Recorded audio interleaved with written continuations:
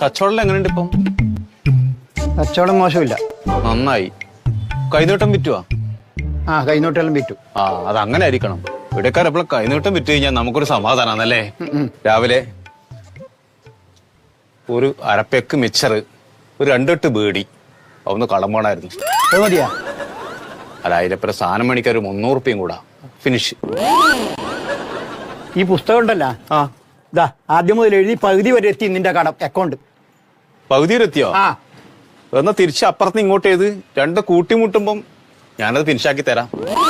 നീ ഒരു പോയാൻ വർത്താനം പറയാണ്ട്. ആവട്ടെ, ഞാനിത് എഴുതി വെച്ചാൽ മതി, എനിക്കൊരു സാധനം കൊണ്ടുവരണ്ടാ. അതാവട്ടെ, നമ്മളെ തെപ്പങ്ങ് തരുമല്ലോ. നീ എങ്ങനെ തന്നെ നീ പണിക്കുമല്ല? ഇല്ല, ഞാൻ പണിക്ക് അങ്ങനെ പോകുന്നില്ലെങ്കിലും നമ്മള് പണിക്ക് പോലെ പറഞ്ഞ ഞാൻ ഒരു കാര്യം ചോദിച്ചോട്ടാ. നിങ്ങളെ മോൻ ഗൾഫിലല്ലേ പണിയെടുക്കുന്നത്? അതെ. ഓനെ പണിയെടുത്ത് പൈസ കൊണ്ട് തരുന്നുണ്ടല്ലോ. ഓനാട് നല്ലോണം അധ്വാനിക്കുന്നുണ്ട്.